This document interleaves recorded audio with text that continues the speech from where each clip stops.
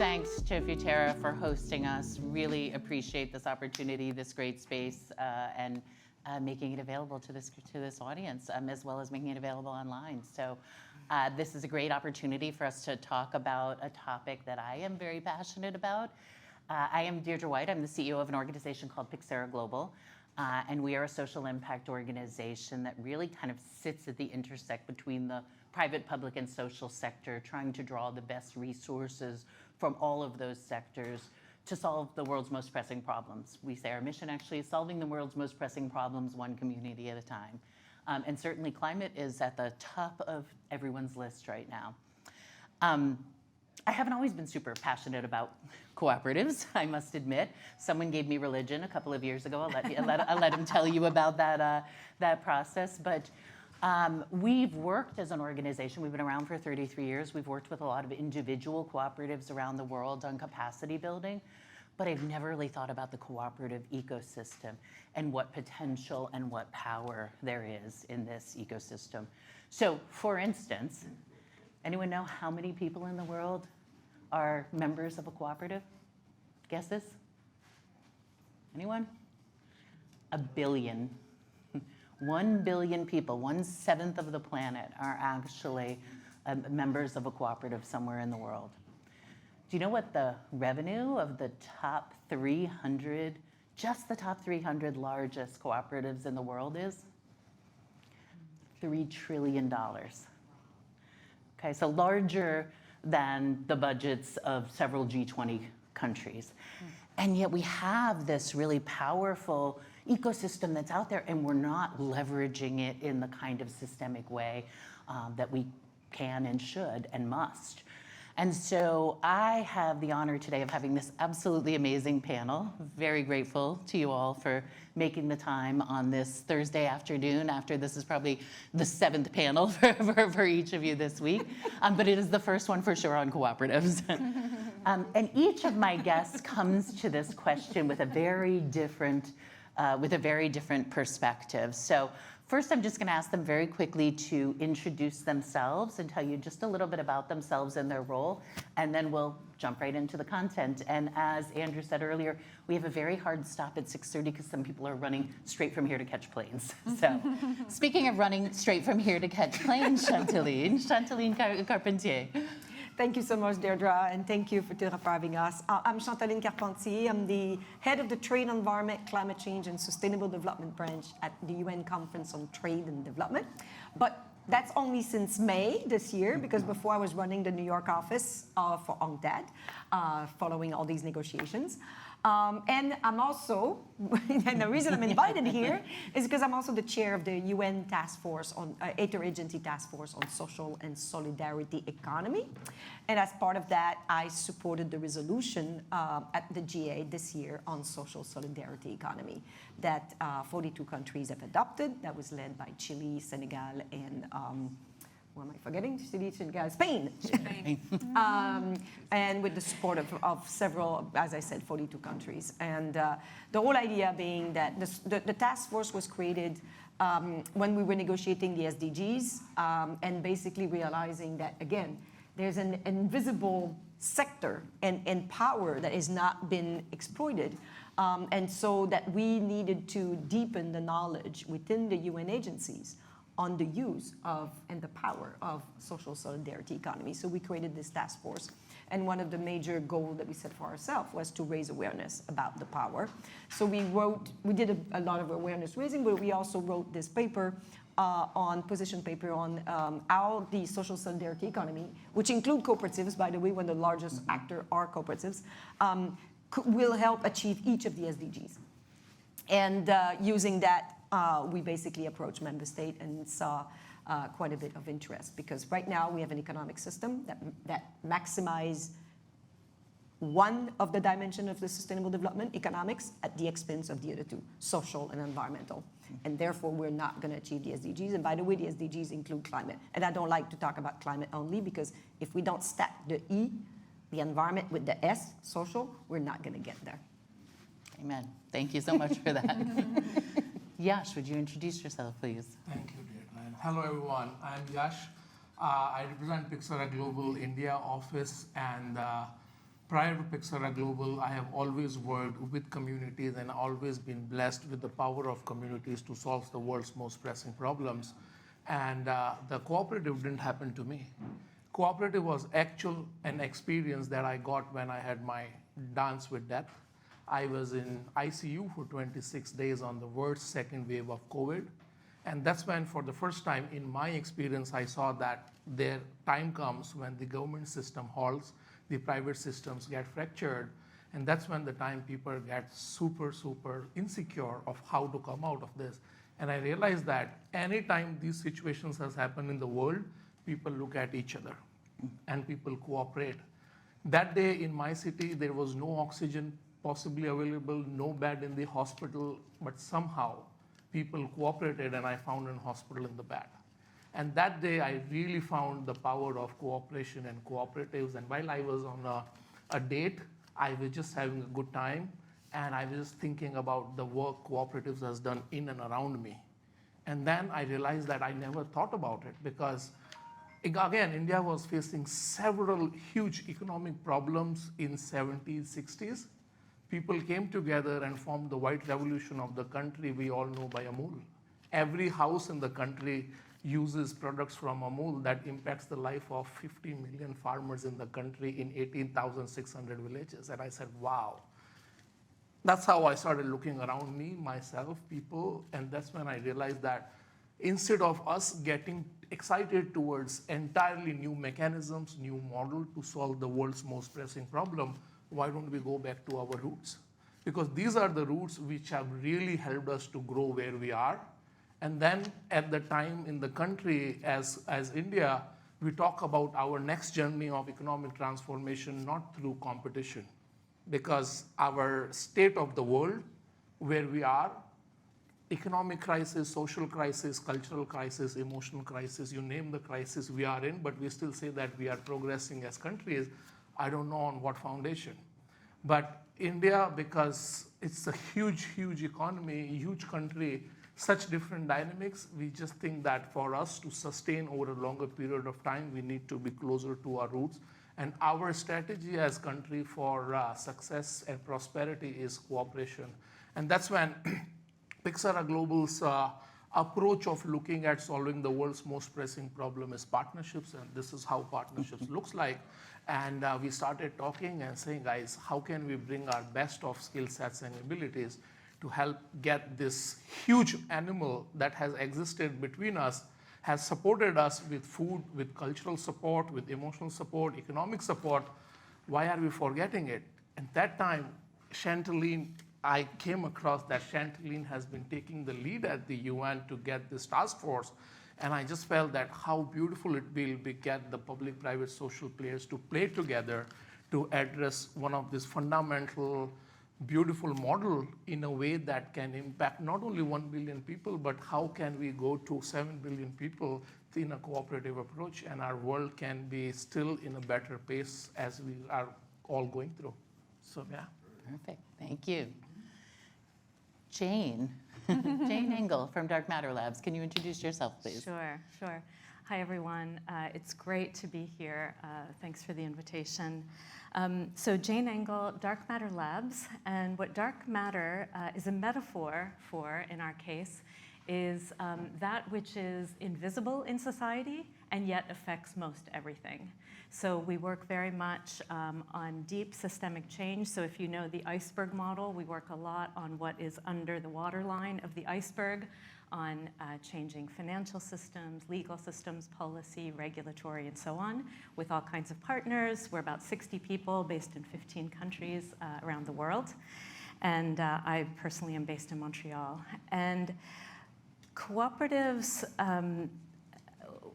when I talk about cooperatives, I very much do it with a small c, because I think that cooperatives, however they're organized, they have different legal makeups in different places, but the ethos of how we think about collective action, and particularly wise collective action for the future, has to be fundamental for how we build pathways for transition. And I also want to acknowledge that very often cooperatives are place-based. So housing, food, livelihoods, finances, including local economies, how people build local economies together. And I want to acknowledge something that I'm not sure happens very much at these meetings, which is that we are today all on unceded homelands of the Lenape peoples. And that matters deeply, that Indigenous peoples have been here, want to honor that, and Indigenous peoples continue to be here. And I share that. I'm based in Canada. Personally, I'm of European settler background who was born on Susquehannock territories, not too far south of here.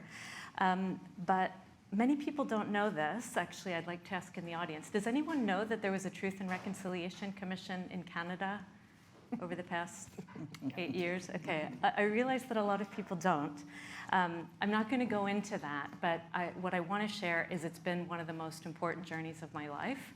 Being part of that and have a deep commitment to the UN Declaration of Rights of Indigenous Peoples. And I say that it's not off topic at all of cooperatives, which we'll come to a little bit later because it's very much built into the ethos of how I think about organizing for change and the kinds of societal transitions that we very much need and how we can actually bring those into being. And obviously, so many are happening already in the world, but there's immense potential for us to organize differently, which we need to increasingly for common good outcomes. We'll talk more about common good outcomes later, but I'll stop there for now. Perfect, thank you. And last but certainly not least, Alexandra Ploeg from SAP. Hi everyone, my name is Alexandra van der Ploeg. I work for SAP. Don't know if does anybody know who SAP is? Some people nod. And I had corporate social responsibility globally for the company. For those of you who don't, I always say that SAP is the hidden giant. And the reason why I'm saying that is we're basically a software company and it's all about business software. 77% of all of the world's financial transactions go through an SAP system. 80% of the world's chocolate gets produced by hitting an SAP system. So just two statistics to show you how, we're pretty large in the background. And important on the chocolate. Yeah, very important on the chocolate bit. That's cooperation. And when I think about, why am I sitting here? Well, first of all, I got roped into it by Deirdre. We've had a 12-year, is it 12 years? Yeah. 12-year strategic partnership between SAP and Pyxera Global. But more than that, I have been on a 13, 14-year journey of working in the social enterprise sector. And that started in a very weird way as well. I was working at SAP in the Human Resources Organization, and the earthquake in Haiti happened in January 2010, absolutely devastating. And SAP then CEO met Professor Muhammad Yunus, who I'm sure you all know, at the World Economic Forum in Davos. And they actually, our CEO had a light bulb moment, luckily. He didn't have that many in this particular space. I mean, as a business person, yes, but not when it came to social impact, right? But he had a light bulb moment. He said, well, rather than us investing in immediate relief, shouldn't we actually work together to look at long-term economic development in the country? So fairly spontaneously, the two organizations decided to invest in setting up an infrastructure for social business in Haiti. We needed a number of volunteers from SAP to do that. They needed an HR expert. I raised my hand. I said, I want to do this. I knew nothing about social business. I knew a little bit about Haiti, and got involved in that project. I'll say up front, we failed. We did not succeed. And frankly, if we had succeeded, maybe things would be at least a little bit better in the country, but we all know that it isn't. Of course, it's not all on our shoulders, but we certainly weren't able to meet the objectives and the goals that we had set out. But what it did do, it spurred on my journey in terms of understanding what the power of social enterprise is and basically what the power of impact first driven organizations and businesses is. Whether you want to call them social enterprise or not, doesn't really matter. And we've been working in this field ever since, sometimes with support from the business, but very honestly, only in the last few years. And I would say until 2015, 16, we were really doing it because we believed in it. So we were flying under the radar with any kind of support that we were giving to the social enterprise sector. We learned a lot in that time, and frankly, learning through organizations like Pyxera Global, because they keep pushing us, right? They always say, well, it's great that you're doing this, that you're providing pro bono support, for example, to social enterprises, but you can do more. If you look at your core business, what can you do from a core business perspective that can really advance and accelerate the social enterprise sector? And what we started doing, which I will talk about much later, is really looking at how we can create that connection between social enterprises and our core business, which is something that we're incredibly excited about. And of course, Deirdre never stops pushing. So she said, well, if you're doing this for the social enterprise sector, why are you not doing it for the cooperatives? And that's why I'm here. So partner with me. I'm really, really pushy. No, thank you so much for Alex. And I want to say two things. First of all, thank you for talking about failure, because it's something we do all too rarely, and it's so important for us to be honest about it and to learn from it, because we're all so busy just sweeping under the carpet. No matter how much we say it's important to talk about it, we don't really do it. And the other thing I wanted to say is, yeah, we've been working together for 12 years. That's the first time I actually heard the story about why social enterprise is so close to your heart. So That's weird, right? So here's a great learning for me. I'm going to go back to Chantaline for a minute, and I want to go back to the UN resolution on social and solidarity economy. And a lot of us are in town this week because of the UN, because it's Climate Week, because it's UNGA, because of all the activities around this. So what do you think this resolution gives us? Like, how does having the UN behind a resolution like this, how do you think that can really help to drive progress with and through cooperatives? It's a very good question, because as you all know, the UN has no teeth, right? We don't regulate. So these resolutions are toothless. And so you may be cynical and just say, well, it's a piece of paper like another one, and it's not going to change anything. Or you can say this is a new instrument that we can use to leverage and coalesce all of these activities and on the ground, because by definition, as Jayne mentioned, they're bottom up, they're community level. And so they don't always percolate up to these levels at the international level. And I'll give you an example. I do believe personally that the entrepreneurs will save us. But it's not just going to be any entrepreneurs. I think a lot of entrepreneurs, and we had that discussion at the WEF this week. An entrepreneur in a developing country that helps ensure that there's food in the community for people and create jobs is a social entrepreneur, right? If we were able, if we have the technology now to document these bottom-up technologies that are adapted to these communities, to these level of development and endowment, and then scale those up or replicate them across the world, as opposed to only financing and scaling the innovation that are capital intensive out of Cambridge and Silicon Valley, we could go much further. But I also believe that we have the piece and the solution for pretty much all these problems. We just need to put it together.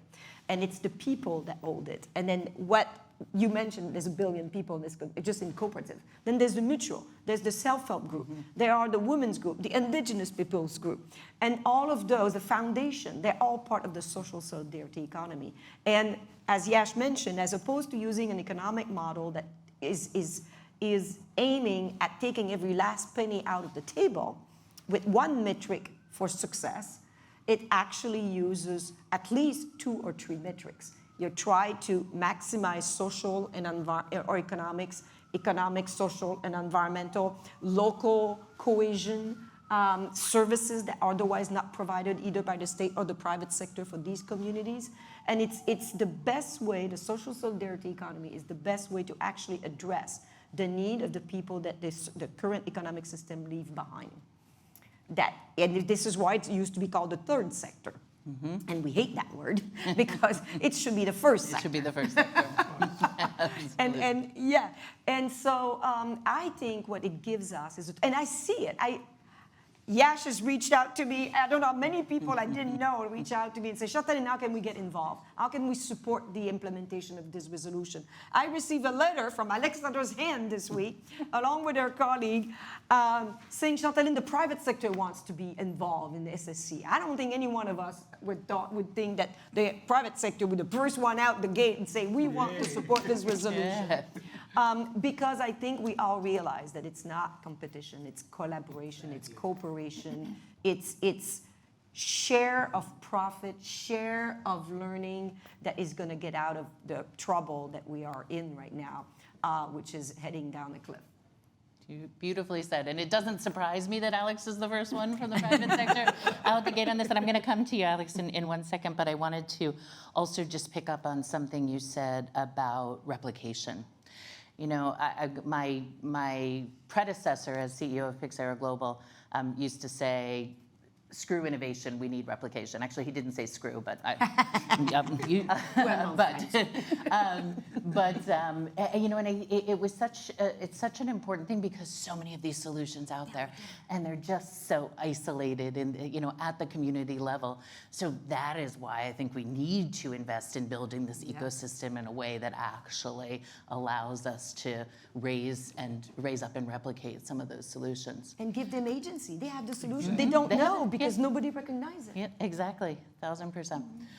So Alex, I want to pick up on sort of why does I know why you care about this now, but why does SAP care about this, and how can you actually work with the solidarity economy, work with the social enterprise economy, work with the cooperative economy as part of your social procurement strategy, as part of your sustainability strategy? How does that come into the business? Yeah.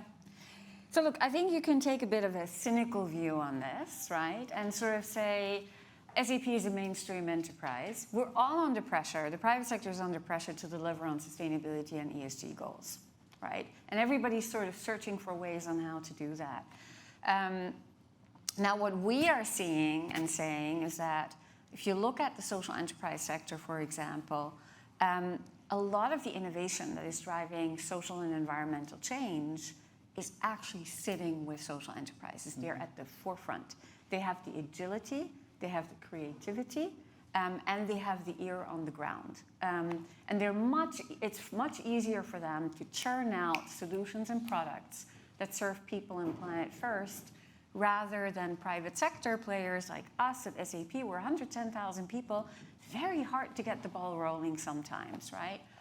So that's one aspect of it, right? It's understanding that actually, you know what, there is a power in looking at the innovation that is happening out there, potentially co-innovating and co-creating, meeting our sustainability and ESG goals. So that's one view on it.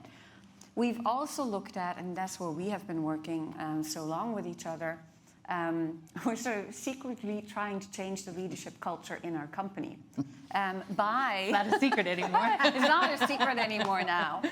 But it was a bit of a secret for a while. But basically what we've been doing is we've been connecting SAP employees with social enterprises and have them work together on very specific projects. And basically what we've been saying is, look, you as SAP employees, you're giving your knowledge and your know-how, but frankly, you're learning much more from the social enterprise than what you're giving in. So we actually managed to convince our HR department that this is a leadership development program rather than a giving back to the community program. And with that, you change leadership culture. We've had thousands of SAP employees go through that. And I can guarantee you, once you hit a certain number of people, it does change the culture in your company. But here's the kicker for me, right? So the last thing that we've been working on in the last 2-3 years is the topic of social procurement. And you might wonder, what is she going on about? But let me show you the market opportunity here. In terms of goods and services that both the private and public sector procure annually, the market is 20 to 30 trillion US dollars. Right? So these are goods and services that every company, every public sector player needs every single day to do their job and to make their business a success. SAP alone, we have a platform that connects trading partners, and through that platform, there's about $4.9 trillion that get moved via that platform. By the way, public procurement alone is about 11 trillion. So massive, right? Now imagine this. If you can convince mainstream enterprises and the public sector to shift part of their procurement spend towards people and planet first businesses, you're unlocking investment for the public good, for social and environmental good, in a significantly higher way than you could do through philanthropy. Right? I think the rate is about times 50 or something crazy like that. So it makes sense, right, to do that. And for us at SAP, there's an even stronger business reason than that. We're basically, because of the kind of technology that we have, we look at how can we empower and enable our customers to meet their business and their sustainability goals. So what we've managed to do now is, only took 5 years, is convince our product development organization to embed the tagging and the identification of social enterprises in the SAP Business Network. So if you as a company, like let's say Unilever, you go in, you say, you know what, I actually do want to purchase from a social enterprise, you can search for social enterprises now, which you couldn't do before. And if we can do it for social enterprises, we can do it for cooperatives as well, right? It's really just about however they call themselves, right? But where are these organizations that put people and planet first and that produce goods and services that can be purchased by a company or by a public sector player? Thank you so much for all of that, Alex. And one thing that just was reverberating in my head when you were talking was, you know, when you talked about that culture shift and the culture shift that can come from exposing large numbers of employees to what the world really looks like and to what social enterprise can be. The other thing that you all have done, besides working with your clients on how they can, how they can be more sustainable, is also bringing your clients along on that learning journey. So you've brought a number of clients and had their employees also work alongside these social enterprises as well. So not just changing SAP, but really trying to make this change across lots of your clients and partners as well. I work for SAP. I've worked for the company for a very long time. Yes, very long time. But ultimately, what I care about is sort of how do you generate collective impact? And you can do that with multi-company collaboration, multi-sectoral partnerships as well, of course. But it's bringing all of these companies along on the journey and inspiring them, right? And saying, look, it's actually not rocket science. You can do this too. If we can do it, you can do it as well. Yeah. Well said. So I'm going to change directions again and kind of say, what does this actually look like on the ground? So Yash, you've really been immersing yourself in understanding the system around cooperatives in India. And obviously India has more cooperatives by far than any other country in the world, and more people by far than any other country in the world. But why do you think India is so well positioned from both what the government is doing, what the private sector is doing, and what the social sector is doing to set the model for how we could really go about this at scale? Sure. So I would like to start by saying that, India is going through a very interesting transition phase because, it has taken India more than 60 years to now aim towards being developed by 2047. And this whole process was not easy. It was tough, and it has a lot of internal challenges, external limitations, and a lot of macroeconomic situations that has limited the potential of the country. And for a very long time, the world has seen India from far from the lens of poverty. For the first time in the history, now the world is seeing India from the lens of potential. And that's exactly what we believe in, that if you start to solve a problem from the lens of poverty, you will only bring philanthropic dollars and create more parasitic mindset in the communities. And I have experience in some parts of our world while traveling that people don't want to take ownership, communities don't want to change, and all the challenges that we are as a world facing starts first from the community, which is bottom there. So I think India knows this by its own experience, and with this experience, the vision is basically to integrate the power of business and the power of communities together, and most importantly, to leverage such a huge demographic dividend of the country. We cannot only get this development happen by 2047 only by depending on the urban population or the urban economic influencers. We really need to bring in the 90% of the India's potential at the grassroots into the formal economy. And that's the only way to achieve a $35 trillion economy by 2047. So I think India has taken a balanced approach.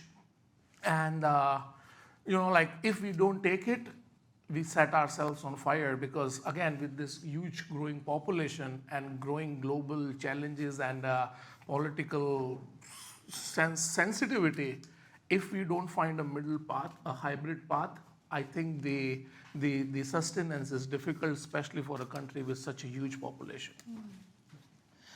I'm absolutely going to take away from this conversation that if you go into it with the poverty mindset, then you're only, instead of the potential mindset, that you're just setting yourself up to not ever That solve you're the only problem. band-aiding the problems, and these band-aid problems are even getting more toxic inside. And that's another reason that in spite of spending billions and trillions of dollars in philanthropy for impact for so many years, we have not even able to come close to the tip of the iceberg.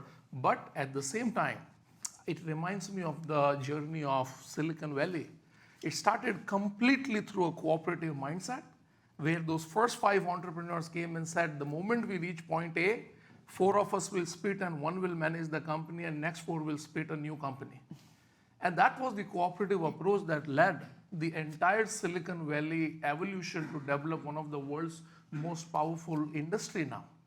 So why can't we learn from that economic success of the power of cooperation and bring in the blend of economic opportunities with such a huge membership of people around the world? I think we are just, not looking at it. And I'm glad that we have please started talking about it, and thank you for bringing to the surface of the world, and that's the beginning, Deirdre. Fantastic, thank you. I want to draw through that line about community and what actually happens at the community level. And I want to actually go back, Jayne, to what you were talking about. First of all, thank you very much for raising the issue of that we're all sitting on unceded lands and occupying these lands in so many different ways, and with so many different forms of violence, frankly, poverty, environmental violence, and all.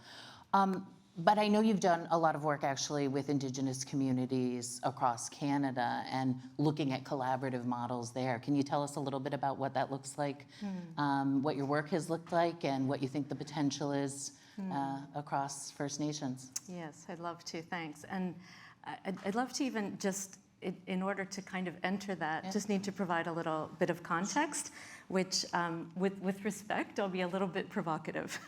Please. Because I really want to challenge some of our assumptions in this discussion.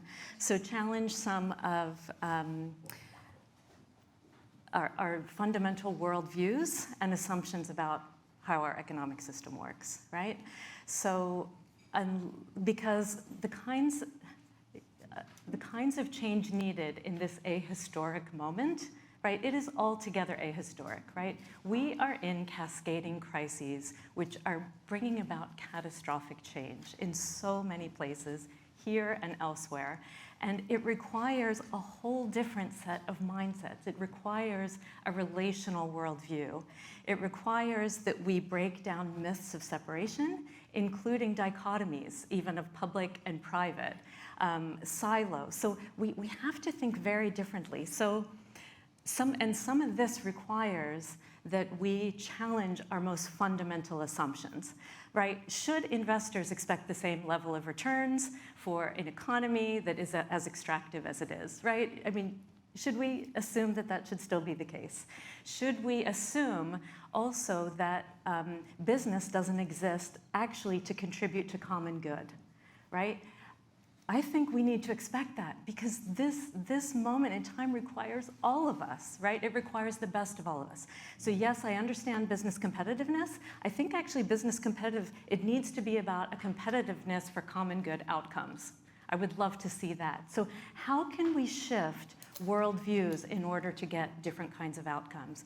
We have to question a lot of our fundamental assumptions about sovereignties. You know, we brought up indigenous rights. So to direct it a little bit now to experience in Canada, I'm originally from these lands, currently known as the US, but have been based in lands currently known as Canada for a number of years.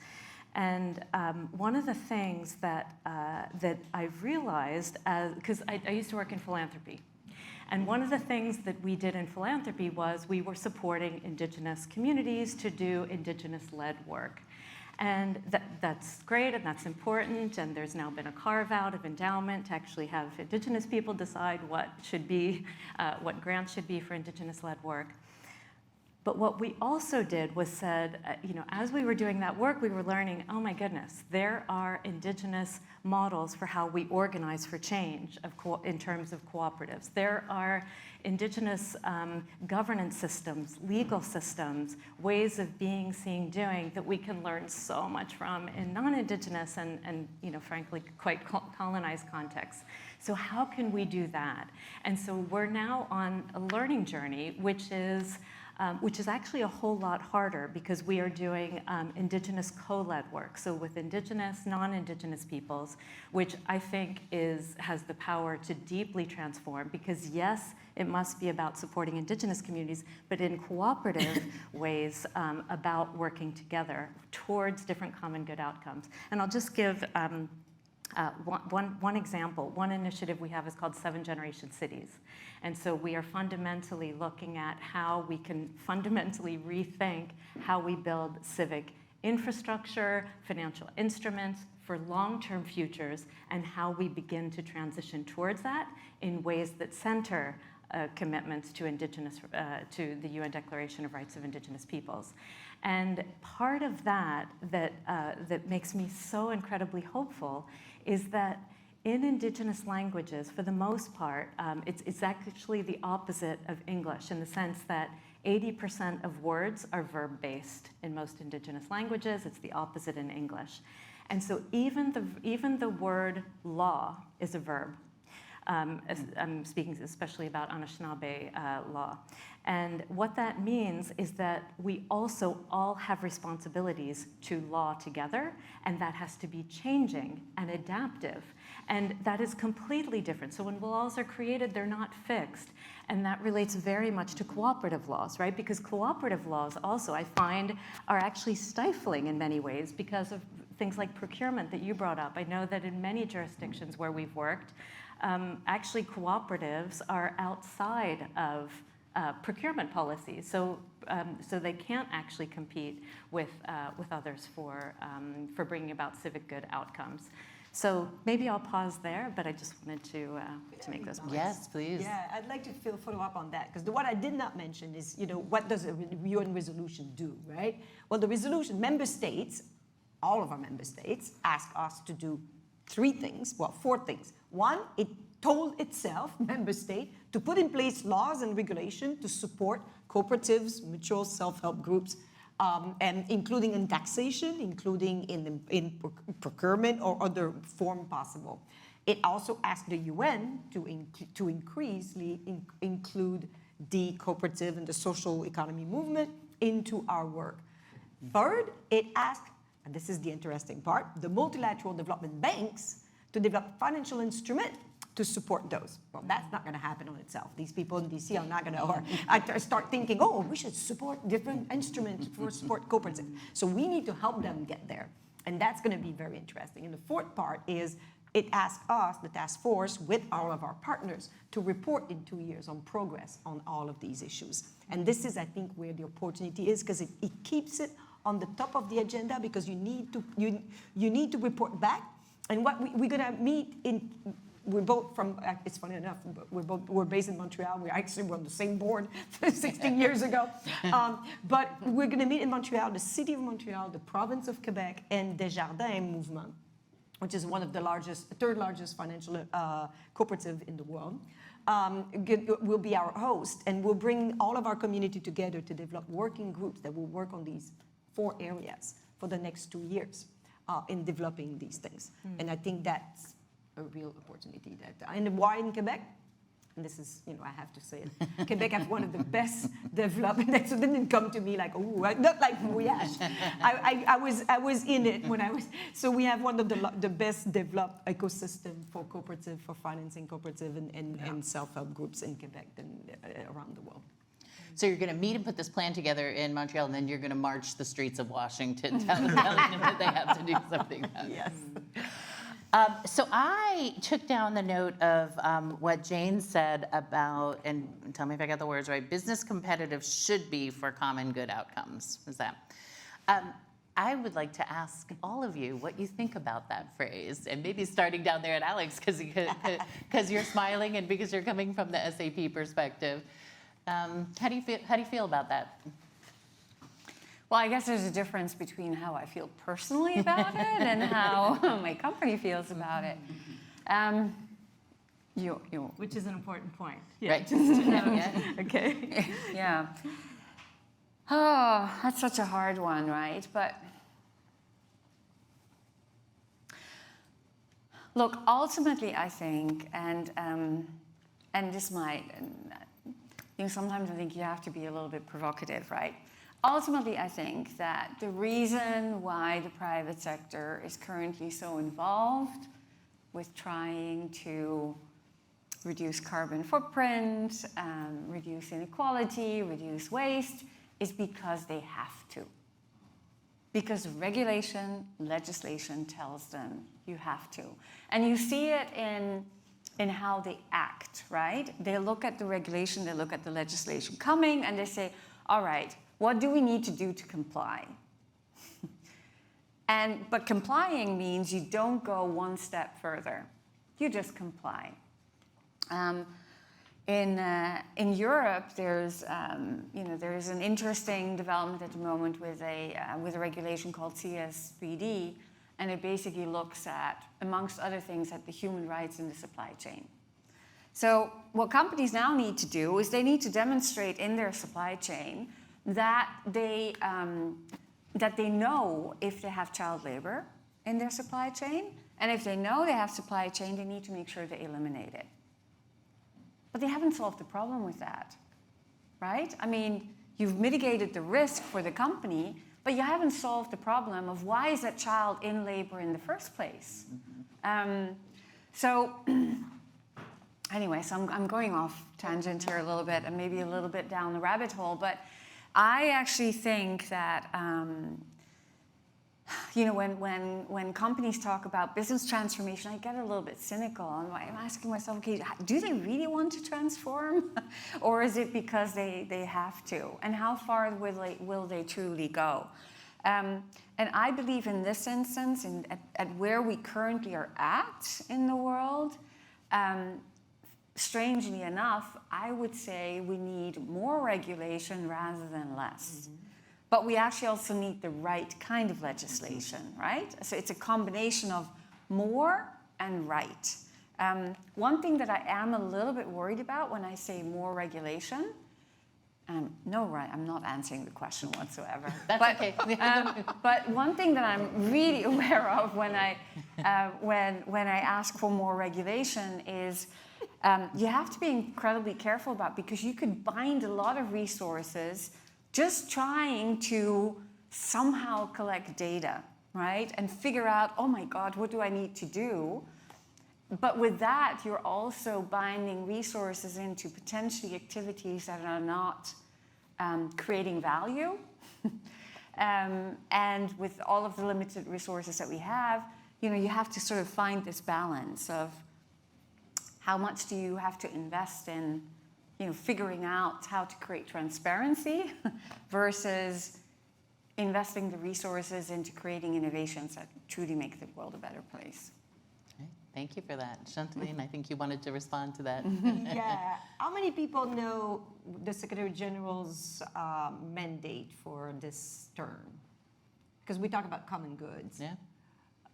So next year, the Secretary General will host the Summit of the Future, and it's all about common goods. And it's about, so we literally have a work stream on measuring progress beyond GDP. So because GDP doesn't measure any well-being whatsoever, and doesn't include inequality, doesn't include destruction of the environment, doesn't child labor, whatever. It includes a work stream on reform of the international financial architecture. It includes the voice of the future generation, because of public good, And so this is something, we have a real opportunity here to really influence these work streams coming in up to next year. And I invite all of you to pay attention to it. And the reason why I so believe in social solidarity economy is because the economy used to be very much organized by co-ops. They were dismantled during the reform through the World Bank and others, including in Canada, where we had some of those cooperatives. And they were ensuring that people, through redistribution of income and participatory processes, that there was equality, more redistribution. They were dismantled. And the reason I'm saying that is because now we're basically told, or they are being told, smallholders, small fishermen, fisherwomen, we can't buy your product because you're too small and we can't procure from you. And yet we're the one that dismantle the structure that we're working in the first place. And who has the best opportunity right now to help us get out of this climate change mess we have? It's basically those in forestry, those in fisheries, because they can do mitigation adaptation at the same time. But we need to help them reorganize and get out of this informal economy that they're in, and help us. We need to help them help us to get out of this mess that we're in, and that's going to go to these social solidarity structures. Absolutely. Well, I can keep it really simple because from my entrepreneurial bent, I always realized that the classical capitalism problem was always that business problem is resource problem. And the conscious capitalism paradigm for business problem is that business problem is human problem. And for the first time, businesses are now faced with serious human problems. Post-COVID, come on, Wall Street, come on, tech industry. They are all thrilled with the power of change of dynamics in the human problem. And I think that's where this whole concept of social and solidarity economy will super align with the business idea of business as an agent of world benefit, because you cannot profit in future if you are not making your communities integrated in your entire business strategy. You cannot be escaping the compliance route because of the climate mess we are in. You cannot escape any modulations that we used to do when we used to be resource rich, while now we are resource messed up. So I think that's the perfect time in the world to redefine, rediscover the potential of collective power of doing business, still being competitively doing business, growing resources, making economies stronger and stronger, but not at the cost of communities, at the integral of the communities. And I think that's what makes it simple in my head and achievable in my head, yeah. I think it's so interesting, this whole conversation around how we actually actively destroyed something that did work, right? Because a cooperative that is operating properly, and not all of them do by far, but a good cooperative that's operating properly is by design equitable and inclusive, right?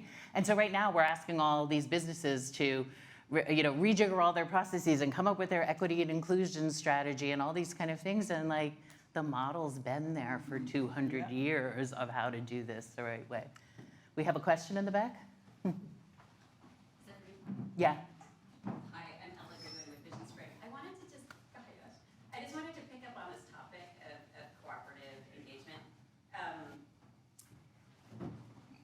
Philanthropy has been really good also at driving silos into our work and driving silos and competition for resources between nonprofits who could be cooperating. It is very hard, actually, to bring organizations together. Yeah. We have learned to distrust each other and hold our data from each other, and to compete for philanthropic or USAID or whoever resources.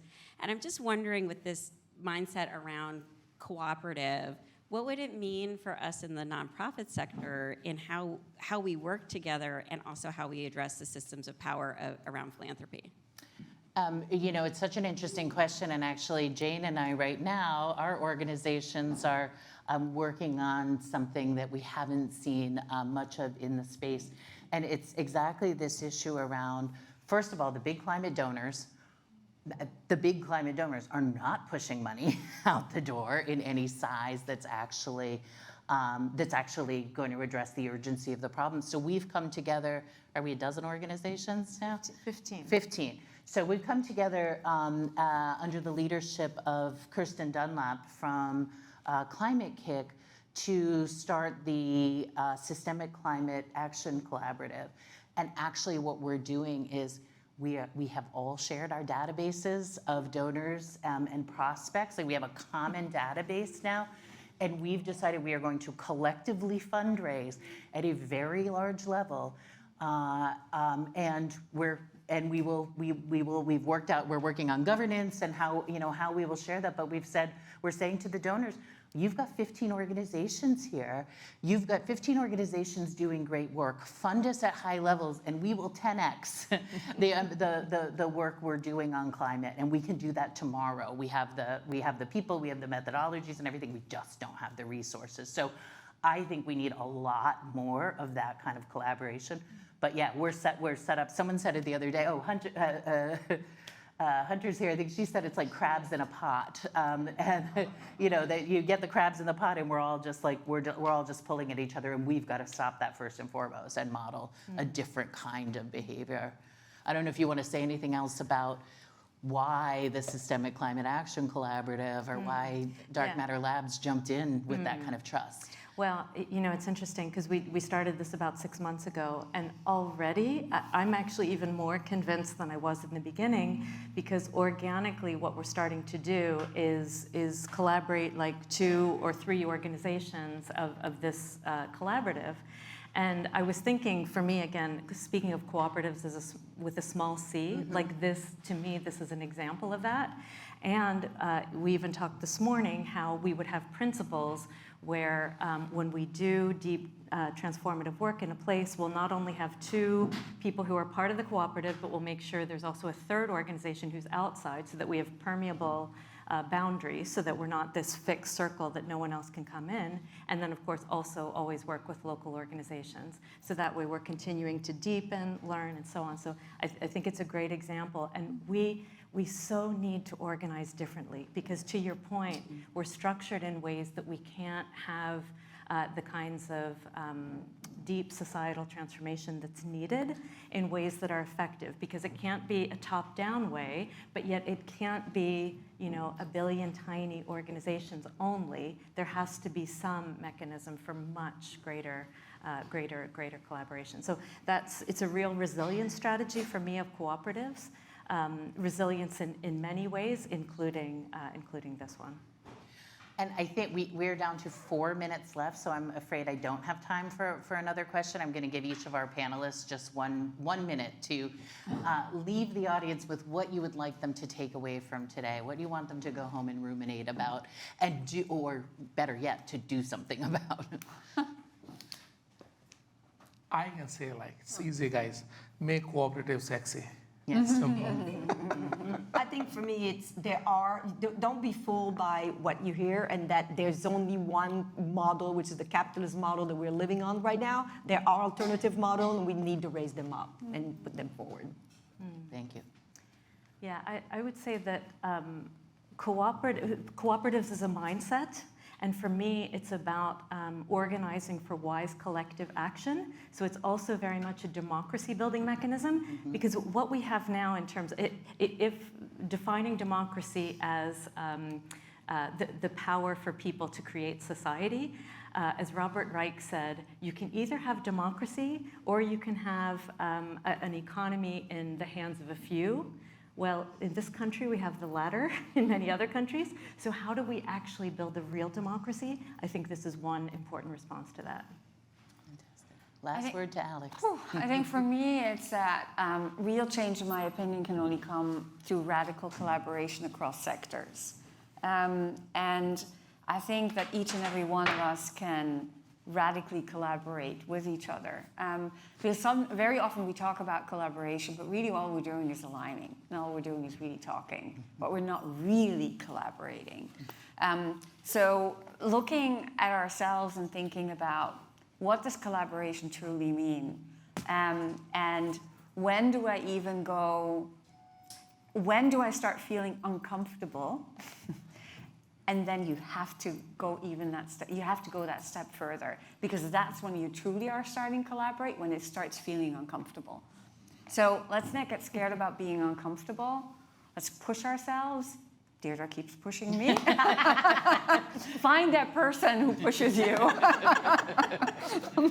And if you've never wanted to strangle your partner, they're probably not a real partner anyway. Right? So, well, on that note, because we have folks that have to flee to airports and movies, other destinations, we're gonna end for today. Thank you again to all. I'm sorry I couldn't get to more questions. Thank you again to all of you in the room and all of you joining us virtually. And thank you so much to Pyxera again, and to these wonderful, wonderful guests. What a wealth of information and wisdom on this stage. Thank you, everyone.